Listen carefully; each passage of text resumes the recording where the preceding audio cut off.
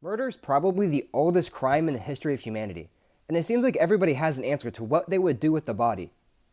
But how many of those answers are actually right? Realistically, with modern day technology, you'll probably be caught within weeks. So naturally, I took to Reddit to try to figure out what's the perfect way to hide a body, and I think I might have found the answer.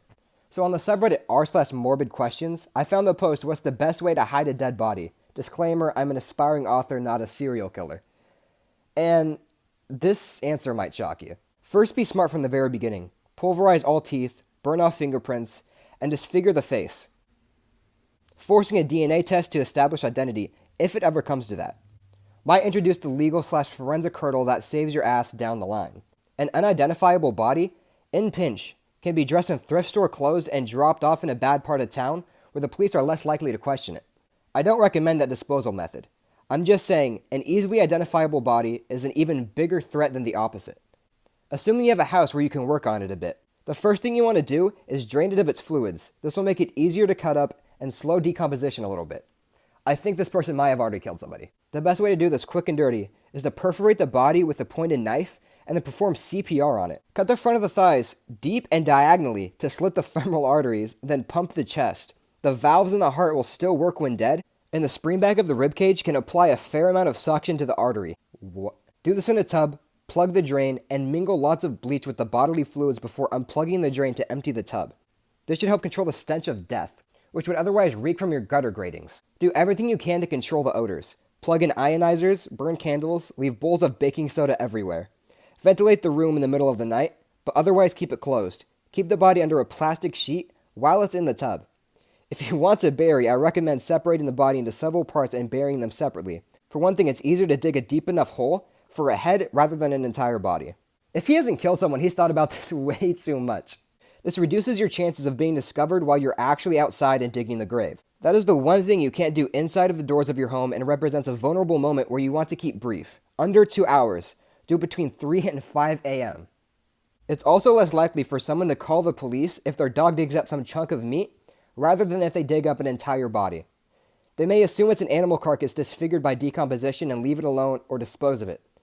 It's also more likely that the dog will consume all of it before anyone knows the difference. A whole skeleton is another story. You can cut a body into 6 pieces faster than you think. Why does he know this? It's not much different than boning a chicken, but it takes more work, a big knife, and time. A hammer will be useful for pulverizing the joints or driving the knife deep where it doesn't want to go.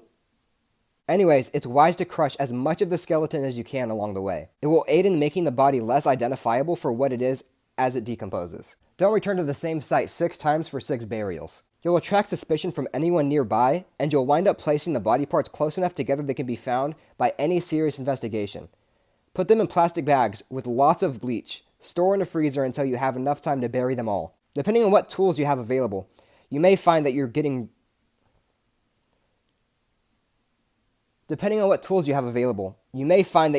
really good at deconstructing the body.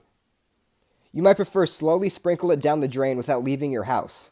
This avoids long-term risk of discovery associated with burial, and the overwhelming supply of bacteria in a sewer accelerates decomposition while providing a cover for the smell? What? Truly grinding down a body takes a lot more work, and you run the risk of fouling your plumbing and calling in a plumber.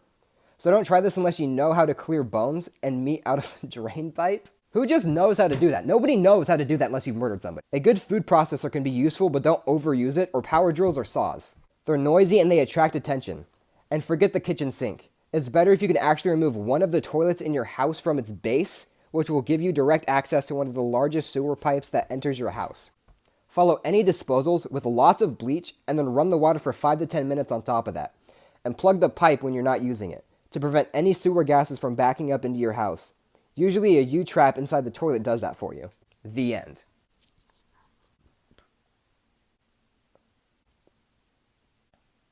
There's no way he didn't kill somebody. And if he didn't, this man has way too much time on his hands to scientifically delve into the depths that he dove into. I'm probably getting put on a watch list already. Wait, now that that's out of the way, we're going to go to the next one. Sneak into a graveyard at night and bury the body there in one of the graves. Nobody will think to look for the body in a grave. That can either be really smart or really stupid. If you're in a secluded area and it's a secluded graveyard, you can probably get away by doing that one. Make it sleep with the fishes. That is awful, don't do that. I've seen way too many Criminal Minds episodes. Eat it. Now, something that pirates used to do is when they buried their treasure, they would put a dead body on top of it to prevent people from getting to the treasure. And that's when it hit me. I think you could do the exact same thing, but the other way around. If you wanted to hide a body rather than hide treasure, you could dig about 8 feet deep, throw the body in there, fill it up about 4 feet, put a dead dog in there. And when people will dig, because they think something has been buried there, they'll find the dead dog and they'll stop digging because no one wants to dig up the grave of a dead dog. So I think I'm going to end that here before I get put on any more FBI watch lists. The amount of Googling that I had to do is... The things that I Googled they're watching me.